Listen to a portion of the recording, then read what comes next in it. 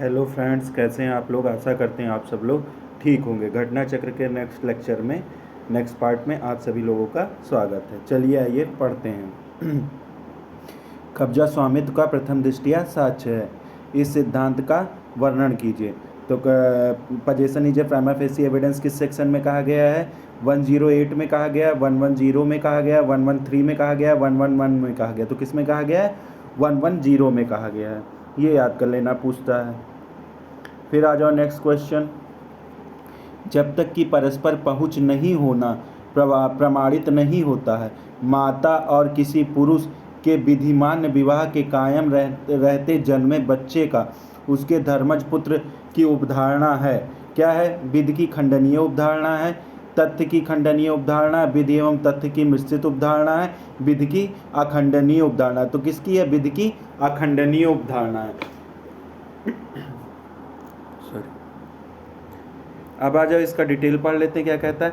Indian evidence 1872 की धारा 112 के अनुसार विवाहित स्त्री मतलब मैरिज के दौरान जन्म होने वाला धर्मज मतलब लीगल का निश्चायक सबूत है। जो अगर आपका वैध विवाह हुआ तो वो उसका क्या धर्मजत्व का निश्चायक सबूत हो जाता है। जब तक कि परस्पर पहुंच नहीं होना प्रमाणित नहीं होता, माता और किसी पुरुष के विधिमान्य विवाह के कायम रहते जन्मे बच्चे का उनके धर्मज पुत्र होने की उपधारणा विधि की खंडनीय अखंडनीय उपधारणा है। उसको खंडन नहीं किया जाता, अखंडनीय उपधारणा है। अब आ जाओ नेक्स्ट क्वेश्चन पे। नेक्स्ट क्वेश्चन क्या कहता है कि धारा 112 लागू होती है। जो धारा 112 है वो लागू होती है। कैसे लागू? जब विवाद का संबंध बच्चे के मातृत्व से हो, बच्चे के पितृत्व से हो, दोनों ए और बी में हो, उपरोक्त में से कोई नहीं। तो बच्चे के पितृत्व से, क्योंकि मातृत्व तो तथ्य का प्रश्न है। ये अनुमान कौन सा? पितृत्व का ही लगाया जाता। पितृत्व के मामले में अनुमान लगाया जाता। तो बी ऑप्शन सही हो जाएगा। इसमें दोनों मत मार के आना, पितृत्व मार के आना। ठीक है, अब इसकी डिटेल पढ़ लो। इसकी डिटेल क्या कहता है कि जब धारा 112 तभी लागू होती है जब विवाद का संबंध बच्चे के पितृत्व से हो। धारा 112 में प्रावधान है कि जब किसी व्यक्ति का जन्म उसकी माता और किसी पुरुष के बीच विधिमान विवाह के कारण रहते हुआ तो या उसका विघटन होने के उपरांत माता के अविवाहित रहते हुए 280 दिन के भीतर हुआ तो या इस बात का निश्चायक सबूत होगा कि वह पुरुषों का धर्मज पुत्र है। अब आ जाओ आप नेक्स्ट क्वेश्चन पे। sorry, any person was born during the continuance of a valid marriage between his mother and any man or within 28 to 280 days after in dissolution the mother remaining the unmarried shall be conclusive proof that he is the legitimate son of the man unless it can be proved that mother of the child is the characterless. It can be proved the marriage tie is not existence. फिर आ जाओ next.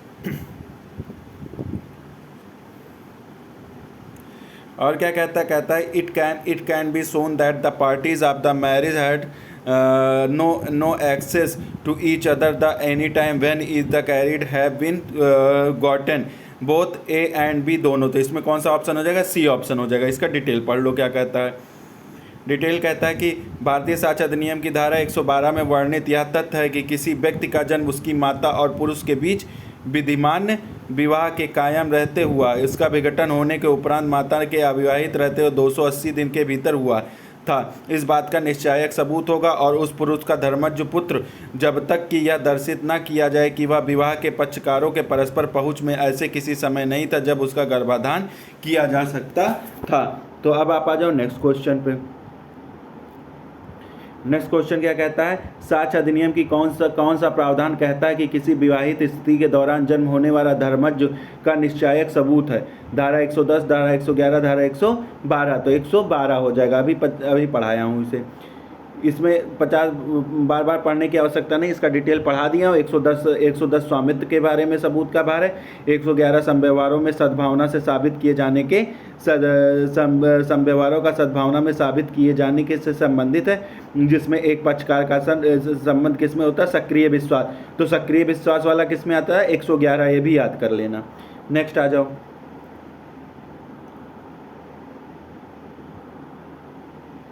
जब तक अनुपागमन साबित ना हो उसकी माता और किसी पुरुष के विद्यमान विवाह के कायम रहते किसी बालक का धर्मज की उपधारणा विधि की क्या खंडनीय तथ्य की उपधारणा विध तथा दत्त की निश्चित। ये क्वेश्चन फिर पूछ लिया, तो विधि की क्या होगी? अखंडनीय उपधारणा। 112 क्या होती है? विधि की अखंडनीय उपधारणा होती है। जब तक अनुपागमन नो एक्सेस मतलब पहुँच में, न अनुपागमन मतलब क्या होता है? पहुँच में साबित ना हो तो उसकी माता और किसी पुरुष के विद्यमान विवाह के कायम रहते किसी बालक के धर्मज की उपधारणा एक अखंडनीय उपधारणा, एक निश्चायक सबूत। धारा 112 में। नेक्स्ट आ जाओ।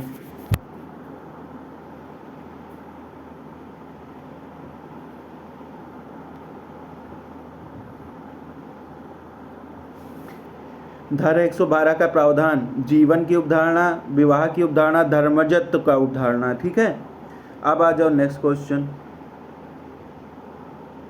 विवाहित स्त्री के दौरान जन्म होने वाला धर्मजत्व का निश्चायक सबूत है जब तक यह दर्शित न किया जा सके कि वह विवाह के पक्षकारों के परस्पर पहुँच के ऐसे समय नहीं था कि जब गर्भाधान किया जा सकता था। यह अखंडनीय और निराकरणीय अनुमान है। तथ्य का अनुमान है, निर्णायक प्रमाण है, उपयुक्त में से कोई नहीं। तो ये क्या है? निर्णायक प्रमाण है। निश्चायक या निर्णायक दोनों एक ही चीज़ होता है।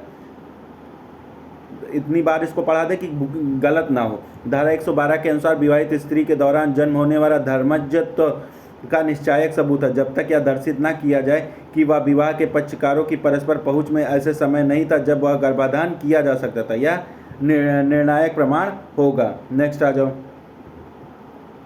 नेक्स्ट क्या कहता है? शिशु CF तथा M के विवाह के विच्छेद के बाद पैदा हुआ। शिशु C की धर्मजता का निश्चायक सबूत के रूप में मानी जाएगी यदि शिशु का जन्म 280 दिन, इसको देख के मार देना, यही सही हो जाएगा। 280 दिन वाला पढ़ा दिया हूँ। अब आ जाओ, ये आ जाओ। किसी शिशु के धर्मज होने की उपधारणा भारतीय साक्ष्य अधिनियम की धारा 112 से अधिशासित होती। ठीक है, एक विद्यमान विवाह के दौरान पैदा हुए शिशु की धर्मज के संबंध में नरेंद्र नाथ पहाड़ी बनाम राम गोविंद पहाड़ी का प्रमुख वाद है। अब आ जाओ, इसका डिटेल देख लेते हैं। इसमें क्या हो जाएगा? ए सही है, बी गलत है, ए गलत है, बी सही है, ए बी दोनों सही है। नरेंद्र नाथ पहाड़ी वाला भी केस है इसमें। धारा 112 के धर्मज के बारे में उपधारणा से संबंधित इसके अनुसार विवाहित स्त्री के दौरान जन्म होने वाला धर्मज का निश्चायक सबूत होगा। प्रीवी काउंसिल ने धारा 1901 में नरेंद्र नाथ पहाड़ी बनाम राम गोविंद पहाड़ी, नरेंद्र नाथ पहाड़ी बनाम राम गोविंद पहाड़ी के विद्यमान विवाह के दौरान पैदा हुए शिशु को धर्मज के संबंध में एक प्रमुख वाद है।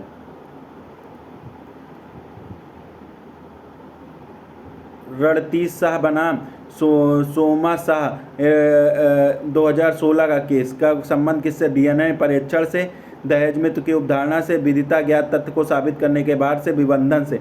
तो किससे? DNA परीक्षण से संबंधित है। रणतीश शाह बनाम श्रीमती सोमा शाह। अब इसको डिटेल में देख लिया जाए। क्या कहता है कि धारा 112 के अनुसार विवाहित स्त्री के दौरान संतान का जन्म होना धर्मजत्व का निश्चायक सबूत है। अब देखो, इसी से जान लो, इतने क्वेश्चन 112 से आए तो 112 बहुत इंपॉर्टेंट है। 112 को जितनी बार हो सके जितने क्वेश्चन बने वो सब एक जगह लिख लेना, इसको बार बार पढ़ लेना कि 112 से कोई क्वेश्चन गलत ना हो। रणतीश शाह बनाम श्रीमती सोमा शाह के वाद में ये वाद भी रणतीश शाह बनाम सोमा शाह के वाद में न्यायालय ने क्या अपना किया कि विवाह विच्छेद की याचिका में पति द्वारा संतान के अपनी होने से इनकार किया जाता है और पत्नी पर जारता का आरोप लगाया जाता है, वहाँ DNA परीक्षण का आदेश दिया जा सकता है। अब आ जाओ, 113 का जोड़ी गई है 1982 से 1983 से 1988 से 1980 से, तो 1983 में और 86 में 113 बी जोड़ा गया है। 113 ए 83 में जोड़ा गया है। ठीक है, धारा 7 के तहत अंतर स्थापित किया गया है। इस धारा में किसी विवाहित स्त्री द्वारा आत्महत्या के दुष्परिणाम की उपधारणा की जाती है। अब आ जाओ नेक्स्ट पे। विवाहित महिला द्वारा आत्महत्या के लिए उकसाए जाने की संभावना का प्रावधान किसमें किया गया है? 113 ए में किया गया, 113 ए में किया गया। नेक्स्ट आ जाओ।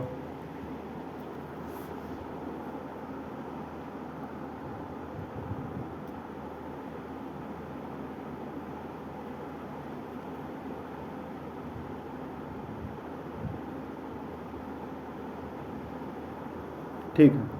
अब देखो ये क्या कहता है, 43 क्या कहता है, एक विवाहित स्त्री को आत्महत्या के लिए उकसाने संबंधी उपधारणा भारतीय साक्ष्य अधिनियम की किस धारा में है? भारतीय साक्ष्य अधिनियम की किस धारा में है? धारा 112, धारा 113 बी, धारा 113 ए। तो किसके संबंध में? आत्महत्या के। तो अभी बताएं, 113 ए में है। अब इसका डिटेल पढ़ लो। 113 ए में क्या है? एक क्या है? विवाहित स्त्री को आत्महत्या के लिए उकसाने की उपधारणा, उपधारणा मतलब अनुमान दी गई है, अनुमान दिया गया। क्या न्यायालय अनुमान करेगा? 1983 में धारा 7 के द्वारा यह अंतः स्थापित। धारा 111 का के क्या में कुछ अपराधों के बारे में उपधारणा, 113 बी में दहेज मृत्यु के बारे में उपधारणा, 114 ए में क्या? बलात्संग के लिए कतिपय अभियोजन में सम्मत के न होने के बारे में उपधारणा दी गई है। नेक्स्ट क्वेश्चन आ जाओ। नेक्स्ट क्वेश्चन क्या कहता है? किसी विवाहित स्त्री द्वारा आत्महत्या करने का न्यायालय भारतीय साक्ष्य अधिनियम की धारा 113 के अधीन यह उपधारणा करेगा कि ऐसी आत्महत्या को उसके पति ने दुष्प्रेरित किया है। पत्नी के ने आत्महत्या के विवाह के 7 वर्षों के भीतर किया है। पत्नी का अत्याचार किया गया था। पत्नी अशिक्षित और निर्धन परिवार से थे। पत्नी को पति ने त्याग दिया था। तो इसमें कौन सा ऑप्शन? ये 2 ऑप्शन सही हो जाएगा, पहला और दूसरा। देखो इसका डी ऑप्शन सही हो जाएगा। 113 में कंडीशन भी बताई गई। 113 के अनुसार जब प्रश्न आया क्या किसी स्त्री ने आत्महत्या की, आपके सामने प्रश्न आ गया क्या कि किसी स्त्री ने आत्महत्या की, तो उसके पति या उसके पति के नातेदारों द्वारा दुष्प्रेरण का परिणाम था, यह दर्शित किया गया कि उसने अपने विवाह की तारीख से 7 वर्ष के अवधि के भीतर आत्महत्या की थी या उसके प्रति के क्रूरता की गई थी, तो न्यायालय मामले के सभी अन्य परिस्थितियों को ध्यान में रखते हुए यह अवधारणा कर सकेगा कि ऐसी आत्महत्या उसके पति या उसके प्रति के क्रूरता करने वाले पति के नातेदारों द्वारा दुष्प्रेरित की गई थी। अतः न्यायालय परिस्थितियां एक व 2 की उपस्थिति की अवधारणा कर सकेगा। नेक्स्ट आ जाओ। नेक्स्ट क्या है? दस्तावेजों के 30 वर्ष पुराने होने के बारे में उपधारणा। किसी व्यक्ति को इसको मिलाना है, किसी व्यक्ति को 30 वर्ष 90 में है, कौन सा सम्मिलित नहीं है? ये सही है, 90 में है।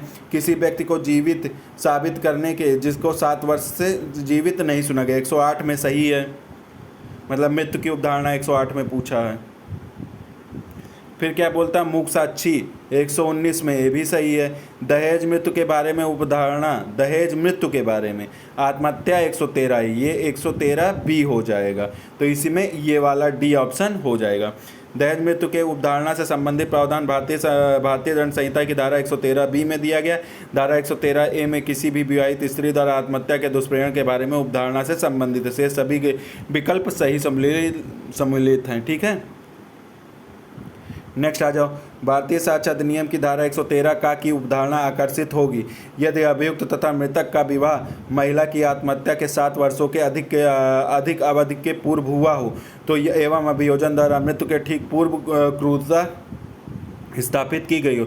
चूँकि एक प्रकरण में भारतीय साक्ष्य अधिनियम की धारा 113 का में आकर्षित होती है, अतः अभियोजन में अभियुक्त के विरुद्ध अपना मामला युक्त संदेह से परे साबित करना अपेक्षित नहीं होता है। तो इसमें क्या हो जाएगा? उपयुक्त कथन आ हो जाएगा, बा हो जाएगा, आबा दोनों हो जाएगा, उपयुक्त में से कोई नहीं हो जाएगा। नेक्स्ट आ जाओ। नेक्स्ट क्या कहता है? एक विवाहित महिला के द्वारा आत्महत्या करने के दुष्प्रेरण से संबंधित प्रावधान साक्ष्य अधिनियम की धारा किस धारा में जोड़ा गया? 113 में, 113 ए में, 113 बी में, 113, 110 में। तो क्या पूछा है इसमें कि आत्महत्या के दुष्प्रेरण? तो 113 ए में है। नेक्स्ट आ जाओ। पवन कुमार बनाम हरियाणा राज्य 2001 का वाद किससे? दहेज मृत्यु से। धर्मज्ञ की उपधारणा से बलात्कार के बारे में उपधारणा। किसी विवाहित स्त्री द्वारा आत्महत्या के दुष्प्रेरण के बारे में उपधारणा। तो ये किस में हो जाएगा? डी ऑप्शन हो जाएगा। नेक्स्ट आ जाओ।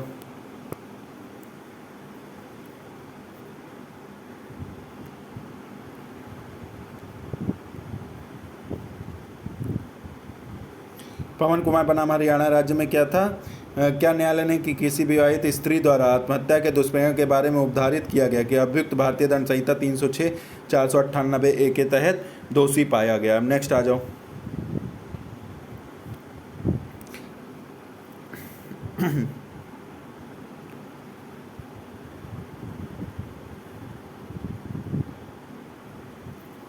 नसबंदी के ऑपरेशन के बाद उत्पन्न संतान जो पक्षों के बीच वैध विवाह के दौरान उत्पन्न हुआ उसकी धर्मजता को प्रभावित नहीं करता, वहाँ डॉक्टर जिसने उपेक्षापूर्ण ऑपरेशन किया था पक्षों को क्षति देने के लिए उत्तरदायी होगा। यह विचारधारा निम्न में से किस वाद में ये बढ़िया क्वेश्चन है, ठीक है। किस धारा में? पी के कल्याणी बनाम के देवी और पवन कुमार बनाम मुकेश कुमारी, मोहम्मद फारूक बनाम दुख्तर जान बेगम, संतरा देवी बनाम हरियाणा राज्य। तो इसमें कौन है? संतरा देवी बनाम हरियाणा राज्य, ठीक है। नेक्स्ट आ जाओ। नेक्स्ट क्या कहता है? दहेज मृत्यु के विषय में किस प्रावधान के अंतर्गत भारतीय साक्ष्य अधिनियम की अवधारणा किया गया? दहेज मृत्यु 113A, 114A, 113B, 114B। तो इसमें 113B मार के आना, खूब इंपॉर्टेंट है, जितनी बार इसको पढ़ सकना है 113 हो रहा। ये जो स्पेशल क्लास जोड़े गए हैं ये सब जरूर पढ़ लेना, देखो इतनी बार आया है ये सब क्वेश्चन जरूर पढ़ लेना। भारतीय साक्ष्य अधिनियम 113B के अंतर्गत दहेज मृत्यु के बारे में अवधारणा की जा सकती। यह धारा 1986 में जोड़ी गई। धारा 113B में यह उपबंध है कि जब प्रश्न यह है कि किसी व्यक्ति ने किसी स्त्री की दहेज मृत्यु कारित की है तो यह दर्शित किया जाता है कि मृत्यु के कुछ पूर्व ऐसे व्यक्ति ने दहेज की मांग के लिए उसके संबंध में उस स्त्री के साथ क्रूरता की थी या उसको तंग किया था, तो न्यायालय यह अवधारणा करेगा कि ऐसे व्यक्ति ने दहेज मृत्यु कारित की थी। अब आ जाओ आप नेक्स्ट। 113B दहेज हत्या की अवधारणा भारतीय साक्ष्य अधिनियम के 1872 में जोड़ी गई, 1983 में, 1986 में, 1962 में, 1961 में। तो 1986 में, तो ये याद रखना है, पहले 83 फिर 86। 113A जोड़ा गया 83 में, 113B जोड़ा गया 86 में, यही दोनों गलत होगा। 113A 1983 में, 113B 1986 में, ये याद कर लेना। अब आ जाओ नेक्स्ट।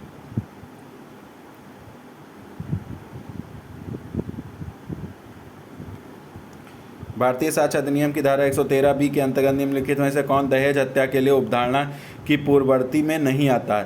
पीड़ित क्रूरता का शिकार थी अथवा वह अपने पति या उसके संबंधियों के द्वारा परेशान की जाती थी, पीड़िता का दूसरे पुरुष के साथ अवैध संबंध था, ऐसी क्रूरता या परेशानी किसी दहेज की मांग के लिए की गई थी, ऐसे विवाह 7 वर्ष के अंदर किया गया था। तो इसमें कौन सा हो जाएगा? पीड़ित दूसरे पुरुषों के साथ अवैध संबंध था। अब आ जाओ इसमें नेक्स्ट क्या है? निम्नलिखित में से कौन सा सही सम्मिलित नहीं है? कौन सा सही सम्मिलित नहीं? दस्तावेज जिसका 30 वर्ष पुराना, ये क्वेश्चन पहले भी पूछ चुका है, ठीक है, इसमें यही क्वेश्चन हो जाएगा, ये फिर रिपीटेड कर दिया है। नेक्स्ट आ जाओ। एक अभियुक्त जिसको भारतीय दंड संहिता की धारा 302 और 304B के अधीन अधिरोपित तो धारा 302 के अपराध में दोष मुक्त किया गया। साक्ष्य अधिनियम 113 क्या अवधारणा? स्वतः खंडित हो जाएगी, खंडित नहीं होगी, सुसंगत नहीं होगा, विसंगत और निरर्थक होगा। खंडित नहीं होगी, अगर 302 के लिए नहीं हुआ तो खंडित नहीं होगी। उपयुक्त अवधारणा दृष्टांत के अनुसार उपयुक्त परिस्थितियां भारतीय साक्ष्य अधिनियम की धारा 113 की अवधारणा स्वतः खंडित नहीं होगी। एक चोरी के तत्काल बाद आ के आधिपत्य में माल पाया जाता तब न्यायालय अवधारित कर सकेगा कि वह चोर था और चुराया हुआ माल प्राप्त किया था। न्यायालय अवधारित करेगा कि वह चोर है। 15वां क्या है?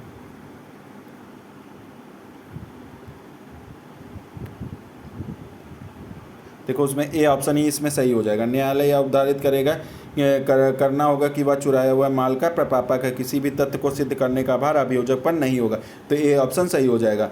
धारा 114 के अनुसार न्यायालय अवधारित कर सकेगा कि चोर था या चुराया हुआ माल प्राप्त किया था। दृष्टांत का पर है। धारा 114 के में यह उपबंध किया गया कि न्यायालय ऐसे किसी तथ्य के अस्तित्व को अवधारित कर सकेगा जिसका घटित होना उस विशिष्ट मामले के तथ्य और संबंधित प्रकृति की घटनाओं के मानवीय आचरण तथा लोक और प्राइवेट कारोबार के समान अनुक्रम में ध्यान में रखते हुए यह संभाव्य समझता है।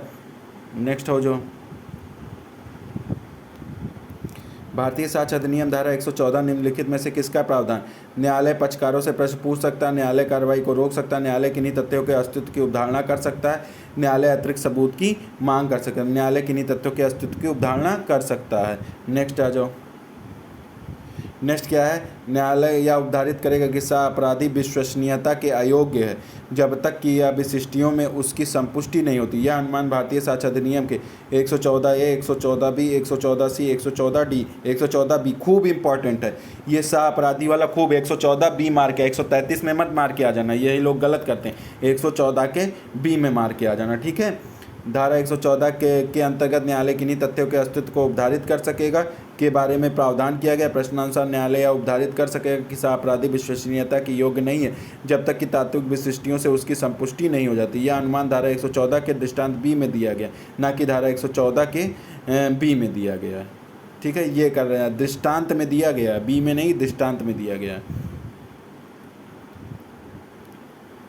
क्या कहता है, द कोर्ट में भी draw adverse inference against a person who withhold the evidence with could be produced but it is not the produced under section 114E, 114F, 114G, 114H। तो इसमें कौन सा 114G, पता नहीं, ये नहीं पता है मुझे, देखना पड़ेगा। जी कहाँ से आ गया? अच्छा, दृष्टांत पूछा है, सॉरी, वही मैं कंफ्यूज हो गया। 11 भारतीय साक्ष्य अधिनियम की धारा 114 न्यायालय किन्हीं तथ्यों के अस्तित्व को उपधारित कर सकेगा के बारे में प्रावधान। प्रस्तुत समस्या 114 के दृष्टांत जी पर आधारित, जिसके अनुसार क्या न्यायालय अवधारण कर सकेगा कि यदि वह साक्ष्य जो पेश किया जाता है और पेश नहीं किया जाता, तो पेश किया जाता तो उस व्यक्ति के अनुकूल होता जो उसका विथहोल्ड किए हुए, मतलब उसके विरुद्ध होगा अगर वो पेश नहीं कर रहा है। तो ये कहाँ है? जी में दिया गया। 114 का दृष्टांत ए पढ़ लेना, 114 का दृष्टांत बी, 114 का दृष्टांत जी, ये 3 दृष्टांत जरूर पढ़ लेना। अब आ जाओ निम्न में से भारतीय साक्ष्य अधिनियम की किस धारा को दंड कानून संशोधन अधिनियम 2013 के द्वारा संशोधित किया गया? 113A, 113B, 113A, 14A, 114B। तो किस में किया गया? 114A में किया गया। 114A क्या कहता है कि भारतीय साक्ष्य अधिनियम की धारा 114A के अधीन न्यायालय यह उपधारित करेगा कि उसकी सम्मति नहीं दी थी, या विधि की क्या हो जाएगी? या विधि की उपधारणा हो जाएगी, विधि की उपधारणा हो जाएगी कि दंड विधि अधिनियम 2013 द्वारा साक्ष्य अधिनियम की धारा 114 के निम्न द्वारा प्रतिस्थापित नई धारा 114 का के अनुसार भारतीय दंड संहिता की धारा 376 के उपखंड 2 के का, खंड खा, खंड गा, खंड घा, ड़ा, चा, छा, जा, झा, इया, टा, ठा, डा, जितने भी खंड हैं 376 के सारे इसमें हो जाएंगे। और के अधीन बलात्संग के लिए किसी अभियोजन में जहां अभियुक्त द्वारा मैथुन करना साबित किया जाता है। और प्रश्न यह है कि क्या स्त्री उसके साथ बलात्संग किया जाना कथित है कि सम्मत के बिना किया गया था, और ऐसी स्त्री न्यायालय के समक्ष अपने साक्ष्य में यह अवगतित करती है कि वह सम्मति नहीं दी गई थी, तो वहाँ न्यायालय यह उपधारित करेगा कि वह सम्मति नहीं दी थी। नेक्स्ट आ जाओ। नेक्स्ट क्या कहता है? धारा 114 का के अंतर्गत उपधारणा है कि अखंडनीय उपधारणा, तथ्य की उपधारणा, विधि और तथ्य की संयुक्त उपधारणा, विधि की अखंडनीय उपधारणा। तो कैसे खंडनीय उपधारणा? 114 क्या है? खंडनीय उपधारणा। 114A क्या कहता है? 114A के अंतर्गत उपधारणा है कि एक खंडनीय उपधारणा के अंतर्गत आती है। खंडनीय उपधारणा ऐसे उपधारणा को कहते हैं जिससे साक्ष्य द्वारा साबित किया जा सकता है। धारा 114A के अंतर्गत बलात्संग के मामले में यदि पीड़ित महिला न्यायालय के समक्ष यह कहती है कि उसने अपनी सहमति नहीं दी थी, तो न्यायालय यह उपधारणा करेगा कि उसने सहमति नहीं दी थी। इस प्रकार इसके एक खंडनीय उपधारणा होने के कारण अभियुक्त साक्ष्यों के द्वारा साबित कर सकता है कि उसने सम्मति दी थी। नेक्स्ट आ जाओ।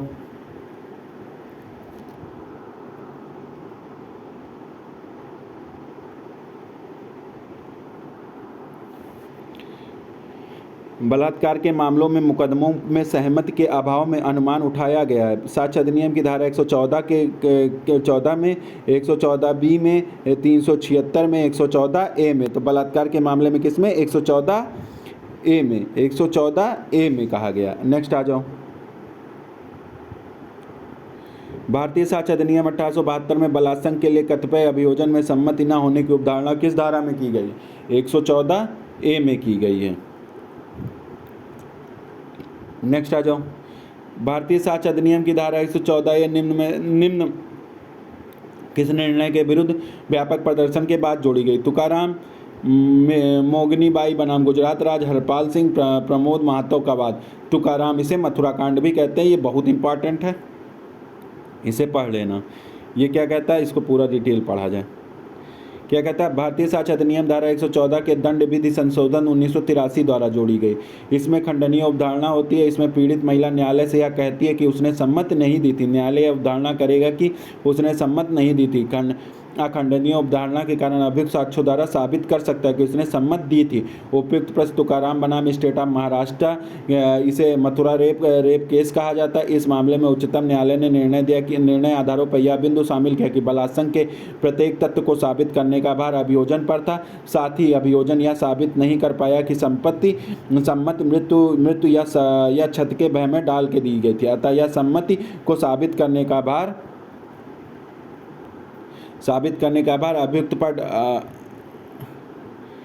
अभियुक्त पर डालने की आवश्यक महसूस है, जिसके कारण यह प्रावधान जोड़ा गया ताकि अभियुक्त यह सम्मत साबित नहीं कर पाए तब उसे दंडित किया जा सकेगा। इसमें सबूत का भार अभियुक्त पर होता है यह साबित करने का कि पीड़ित व्यक्ति की सम्मत थी। नेक्स्ट आ जाओ। धारा 114 भारतीय साक्ष्य अधिनियम के तहत अनुमान प्रतिक्षेप योग्य अनुमान है, तथ्य का अनुमान है। फिर नेक्स्ट आ जाओ। कानून एवं तथ्य का निश्चित अनुमान है, बिना प्रतिपेक्ष योग्य विधि का अनुमान है। तो इसमें कौन सा ऑप्शन हो जाएगा? ए ऑप्शन सही हो जाएगा। फिर आ जाओ, निम्नलिखित धाराओं में से कौन सी धारा भारतीय साक्ष्य अधिनियम 1872 में सूचना प्रौद्योगिकी अधिनियम 2002 द्वारा अंतः स्थापित? 81 है, 114 है, 173 है, 47 है। तो 114 है, ये खूब याद कर लेना, नहीं की गई थी। बाकी सब IT एक्ट 114 एक किससे 1983 वाले समय उससे किया गया था, 1983 में किया गया था। ठीक है, अब आ जाओ। ये क्या कहता है कि देखो इसमें यही बताया 83 में। अब आ जाओ नेक्स्ट क्वेश्चन पे। नेक्स्ट क्वेश्चन क्या कहता है? 114A किस संशोधन द्वारा अंतः स्थापित? तो 1983, दंडविधि अधिनियम 1983। निम्न में से किस मामले में अपराध न किए जाने का सबूत का भार अभियुक्त पर होता न कि अभियोजन पर होता? भारतीय साक्ष्य अधिनियम धारा 111 व 113 में, भारतीय साक्ष्य अधिनियम की धारा 113 का 113A, 113B, 114A, भारतीय साक्ष्य अधिनियम 111, 112, 113B, भारतीय साक्ष्य अधिनियम की धारा 111A, 112, 113A। तो इसमें कौन सा ऑप्शन हो जाएगा? B option, 111A, 113A, 113B, 114A। इसमें क्या कहा गया? सामान्यतः आपराधिक मामलों में अपराध साबित करने का भार अभियोजन पर होता है, किंतु कुछ मामलों में विधायी अध्याय के अनुरूप यह भार स्वयं अभियुक्त पर ही डाल दिया जाता है। ये मामले भारतीय साक्ष्य अधिनियम की धारा 113A, 113 का, 113B, 114 का में वर्णित हैं, जिनमें क्रमशः कुछ आपराधिक मामले जैसे किसी विवाहित महिला द्वारा आत्महत्या किए जाने पर, दहेज मृत्यु और बलात्संग के मामले, सहमति न होने के मामले आते हैं। इन सभी मामलों में अभियुक्त की अपराधिकता पर न्यायालय उपधारणा कर सकेगा और स्वयं अभियुक्त को साबित करना पड़ता है कि वह अपराधी नहीं है। नेक्स्ट आ जाओ।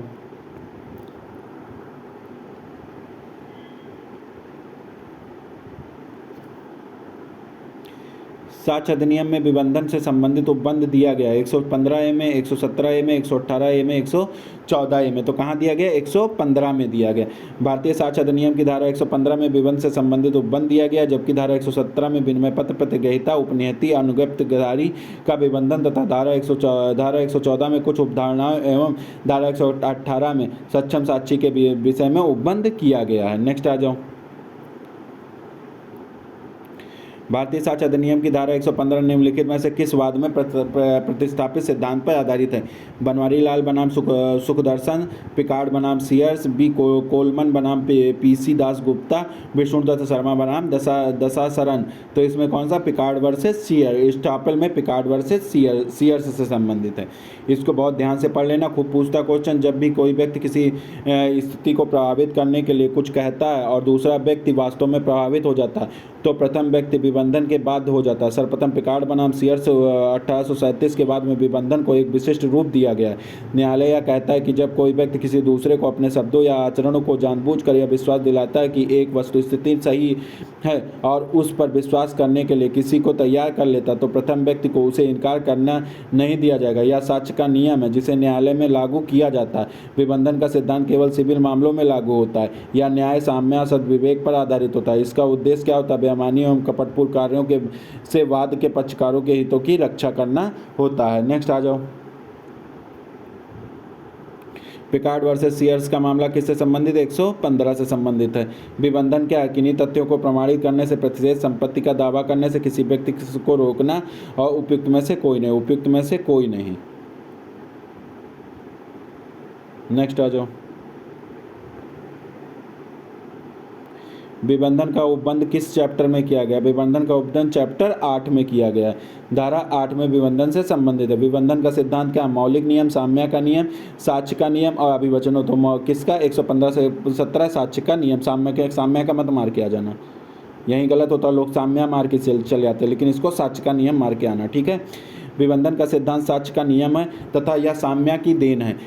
BL श्रीधर, ये देन किसकी है? साम्या की देन है, लेकिन यह नियम किसका है? साक्ष्य का। तो यही है, यही अंतर देख लेना, साम्या का मत मार के आना।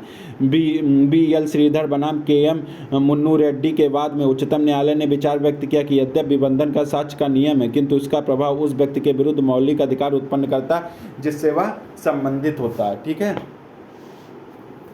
एस्टॉपेल का नियम क्या है? साक्ष्य का नियम है।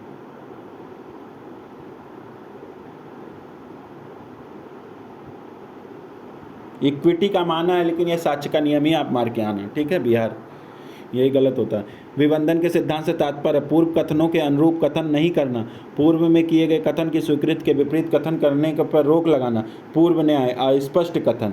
तो इसमें क्या हो जाएगा? इसमें पूर्व में किए गए कथन और स्वीकृति के विपरीत करने वाले कथन। अब आ जाओ नेक्स्ट।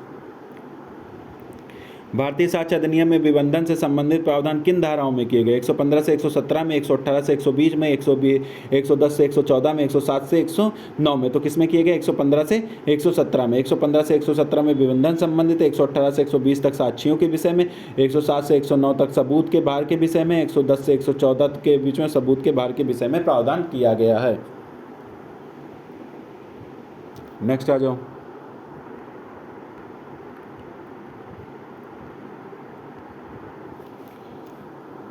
क्या कहता है? When one has by his declaration act an omission intentionally caused of the permitted another person to believe a thing to be true and to act on such belief, neither he nor his representative shall be allowed in any suit or proceeding between the himself and such person or his the representative to deny the truth of things.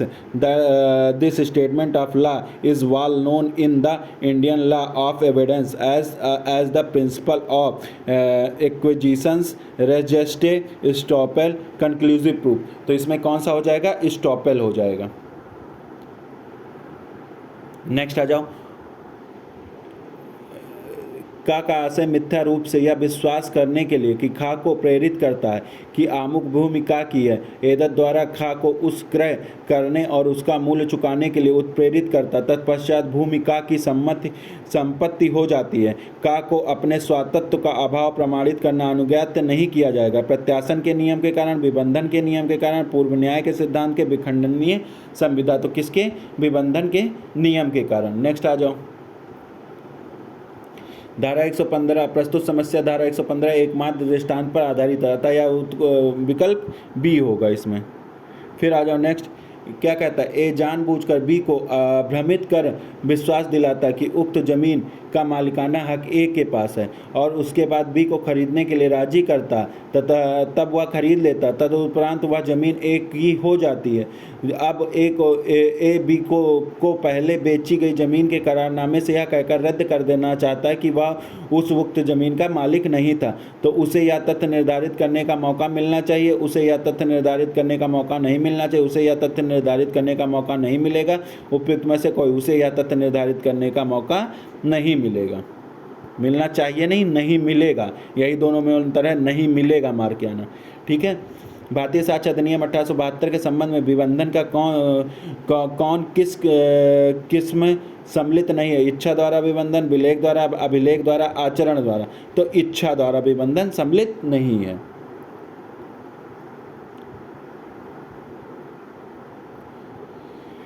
धारा 115 में विबंधन का सिद्धांत प्रावधानित किया गया। विबंधन के 3 प्रकार के होते हैं: अभिलेख द्वारा, स्टॉपेल बाय रिकॉर्ड, विलेख द्वारा विबंध, स्टॉपेल बाय डीड, आचरण द्वारा, स्टॉपेल बाय कंडक्ट। इच्छा द्वारा विबंधन, विबंधन का कोई प्रकार नहीं होता है।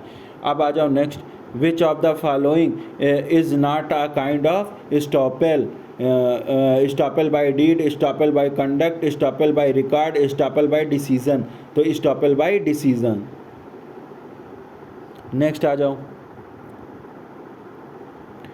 वचनात्मक विबंध के सिद्धांत को मूल पाया जाता है। संविदा विधि के प्रतिफल के नियम के अपवाद के रूप में संविदा विधि के भविष्य प्रतिफल के अपवाद के, संविदा के भूतलक्षी प्रतिफल के नियम के अपवाद में उपयुक्त में से, तो संविदा के कौन सा प्रतिफल के नियम के अपवाद के रूप में, ये याद कर लेना, ये खूब इंपॉर्टेंट है भैया। ठीक है, वचनात्मक विबंध प्रोमिजरी स्टॉपेल की उत्पत्ति संविदा विधि के प्रतिफल के अपवाद के रूप में हुई है। स्टॉपेल की उत्पत्ति किसका? संविदा विधि के प्रतिफल के अपवाद के रूप में हुई है। जब एक व्यक्ति किसी अन्य व्यक्ति की ओर से कुछ छूट या लाभ देने का वचन देता है तो अन्य व्यक्ति ऐसे वचन के आधार पर अपनी स्थिति परिवर्तित कर लेते हैं, तो वचनदाता को यह नहीं अभिवाचित करने दिया जाएगा कि उसका वचन किसी प्रतिफल के बिना सेंट्रल लंदन प्रॉपर्टी ट्रस्ट बनाम हाई ट्रीज हाउस का केस इसमें आ जाएगा। नेक्स्ट आ जाओ। भारतीय साक्ष्य अधिनियम की धारा 1872 के अंतर्गत विबंधन के सिद्धांत में निम्न में से कौन सा अपवाद सम्मिलित नहीं है?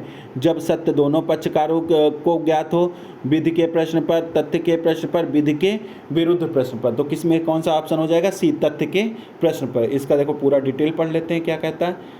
कहता है कि भारतीय साक्ष्य अधिनियम 1872 धारा 115 विबंधन के सिद्धांत पर आधारित है। जब सत्यता दोनों पक्षकार को ज्ञात हो, विधि के प्रश्न पर हो तथा कानून के विरुद्ध हो, विबंधन का विस्तार ध्येय या मामले के ज्ञान जिस पर वह व्यक्ति प्रत्यावेदनकर्ता पर आधारित नहीं है। शरद चंद्र डे बनाम गोपाल चंद्र लाहा, खूब इंपॉर्टेंट केस है ये।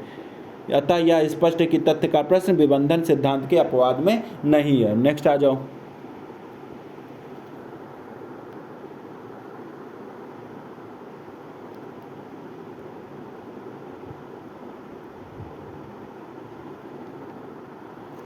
निम्न में से कौन सा कथन सही नहीं है? निम्नलिखित में से कौन सा कथन सही नहीं है?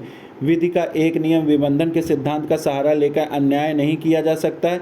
किए गए आश्वासनों के करारों को सम्मिलित नहीं किया तो विबंधन का सिद्धांत आकर्षित नहीं होगा। वचन विबंध का सिद्धांत तब भी उपलब्ध होगा जबकि सरकार के अधिकारी ने अपने अधिकार क्षेत्र से बाहर जाके कार्य किया। विबंधन तभी शुरू हो जाता है जब मकान मालिक और किराएदार के बीच किराएदारी के संबंध शुरू हो जाते हैं और किराएदार को मकान मालिक के स्वयं प्रत्याख्यान न करने दिया जाए। तो इसमें कौन सा ऑप्शन? सी ऑप्शन सही हो जाएगा। जब कोई सरकारी पदाधिकारी अपने प्राधिकार के बाहर होकर कोई कार्य करे तो ऐसे कार्य के संबंध में सरकार पर कोई विबंध लागू नहीं होता। इस स्थिति में अधिकारातीत सिद्धांत को लागू हो जाता है। सरकार अनधिकृत कार्यों के लिए उत्तरदायी नहीं किया जा सकता। नेक्स्ट आ जाओ। सत्य कथन चुनिए। विबंधन का सिद्धांत केवल दीवानी मामलों में लागू होता है। विबंधन का सिद्धांत केवल डांडिक मामलों में। विबंधन का सिद्धांत दोनों मामलों में। यदि विबंधन का अभिवचन पक्ष निवेदन पूर्व में नियम किया गया तो इसका लाभ बाद में लिया जा सकता है। तो इसमें कौन सा ऑप्शन हो जाएगा? ए ऑप्शन हो जाएगा। विबंधन का सिद्धांत केवल दीवानी मामलों में लागू होता है या आपराधिक मामलों में लागू नहीं होता। यद्यपि इसका कार्रवाई में विभिन्न वृत्तांत बताने पर प्रतिकूल प्रभाव पड़ सकता है। भारतीय साक्ष्य अधिनियम की धारा 115 विबंध के विवेचना से संबंधित है। विबंध विधि का यह सिद्धांत है जो किसी व्यक्ति को उसके द्वारा या उसके आचरण से पैदा होने वाले व्यपदेशन से आबाध्य कर सकता है। नेक्स्ट आ जाओ। निम्नलिखित में से कौन सा कथन सही है? विबंधन साक्ष्य का नियम नहीं है। अभिलेख में विबंध पूर्व न्याय के वर्जन गठित करता है। विधि के बिंदु पर विबंध हो सकता है जब पक्षकार को विषय के सत्य का ज्ञान हो तो विबंधन नहीं हो सकता। तो इसमें कौन सा? डी ऑप्शन है। उपयुक्त में डी ऑप्शन सत्य है क्योंकि विबंधन का सिद्धांत लागू होने के लिए आवश्यक है कि एक व्यक्ति ने अपनी घोषणा कार्य या लोक द्वारा अन्य व्यक्ति को शासक सत्य का विश्वास कराकर कोई कार्य करने दिया हो या करने को उत्प्रेरित किया हो और इस कार्य को, इसको बड़ा कर लेते हैं तब मजा आएगा पढ़ने में। इस कार्य को हानि या अहित होगा यदि उसे आशय से विश्वास दिलाने वाले व्यक्ति ने अपनी पूर्व बात का प्रत्याख्यान डिनाई कर दिया हो। किंतु भारतीय साक्ष्य अधिनियम धारा 115 यह स्पष्ट होता है कि विबंधन का सिद्धांत ऐसी स्थिति में लागू होगा जहां दोनों पक्षकारों को सत्य का ज्ञान हो। मोहरी बीबी बनाम धर्मोदास गोद। समाधान प्रश्न पत्र के हिंदी रूपांतरण में विकल्प डी दिया गया है। ये देख लेना, ये छोड़ देना, इसको बस इतना पढ़ लेना। नेक्स्ट आ जाओ। निम्नलिखित वादों में कौन सा वाद विबंधन पर? सीताराम, बालकृष्ण, पलकधारी सिंह, विभावती। तो इसमें कौन सा? पलकधारी सिंह बनाम collector of Gorakhpur. Palakdhari Singh collector of Gorakhpur का वाद विबंधन से संबंधित है। सीताराम पुलिस अधिकारी से की गई संस्वीकृति है। विभावती कुमार वाला सुसंगत तथ्यों के स्पष्टीकरण के पुनर्स्थापना। विभावती धारा 9 से है और सीताराम धारा 25 से है और ये स्टॉपेल 115 से पलकधारी। नेक्स्ट हो जाओ, देखो क्या है।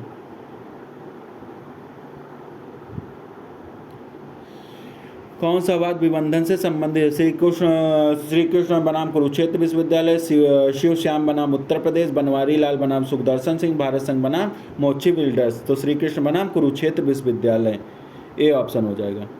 ए ऑप्शन क्या है? श्री कृष्ण बनाम कुरुक्षेत्र यूनिवर्सिटी के वाद में साक्ष्य अधिनियम की धारा 115 शिक्षण संस्थाओं के विरुद्ध विबंधन से संबंधित है। इस वाद में निर्णित किया गया कि किसी भी प्रत्याशी को परीक्षा में बैठने दिया जाएगा तो उसकी परीक्षा को रद्द नहीं किया जा सकता, यद्यपि फॉर्म में कुछ कमियों की सत्यता की जांच विश्वविद्यालय आसानी से कर सकता है। स्टॉपेल से संबंधित निम्नलिखित में से कौन सा अग्र निर्णय है? कैलाश चंद्र बनाम बिहार राज्य, शरद चंद्र डे बनाम गोपाल चंद्र लाहा का वाद, फिर SD खरे बनाम से सतीश कुमार, मनोज राय ठाकुर बनाम अन्य। तो इसमें कौन? शरद चंद्र लाहा बनाम गोपाल चंद्र लाहा का केस हो जाएगा। अब आ जाओ नेक्स्ट, आज का लास्ट पेज है। नेक्स्ट क्या है? शरद चंद्र बनाम गोपाल चंद्र लाहा के बाद में विबंधन से संबंधित अग्र निर्णय है, जिसमें पुत्र ने बंधक की कार्रवाई को मां की प्रतिनिधि की हैसियत से कार्य करते हुए मां को मुख्तारनामा लेकर मां के नाम पर तथा अपने नाम के बंधक पत्र पर हस्ताक्षर किया। निर्णित किया कि लड़के द्वारा स्वयं कार्य करने से उसके विरुद्ध विबंध उत्पन्न हो गया, परंतु लड़की के विरुद्ध कोई विबंध उत्पन्न नहीं हुआ। नेक्स्ट आ जाओ। निम्नलिखित में से कौन सा विबंध से संबंधित नहीं? पलविंदर कौर बनाम पंजाब राज्य, श्री कृष्ण बनाम कुरुक्षेत्र, पिकार्ड बनाम से शरद चंद्र डे। तो पलविंदर बनाम यही नहीं है। पलविंदर का केस किससे संबंधित है? संस्वीकृति से संबंधित है। नेक्स्ट आ जाओ। निम्नलिखित में से कौन सा वाद विबंधन से संबंधित नहीं है? श्री कृष्ण वाला है, शरद चंद्र डे लाहा वाला है, एक्सप्रेस न्यूज़पेपर बनाम union of India, Aryam Malkani वाला टेप रिकॉर्डर से संबंधित है। आर्यम मलकानी टेप रिकॉर्डर से या दस्तावेजी साक्ष्य को रजिस्टर के रूप में सुसंगत बनाती है। नेक्स्ट आ जाओ। निम्नलिखित में से किस मामले में विबंधन का सिद्धांत स्पष्ट रूप से तैयार किया गया? पोलंस्की बनाम कोडेट नास्ट पब्लिकेशन लिमिटेड, आर बनाम फोस्टर, क्वीन बनाम होम्स, पिकार्ड वर्सेस सीयर्स का केस है। नेक्स्ट आ जाओ। शरद चंद्र बनाम गोपाल चंद्र लाहा, AIR 1991 का केस है। ठीक है। 1872 में निम्नलिखित में से किस धारा से संबंधित है? ये 115 से संबंधित है। नेक्स्ट आ जाओ।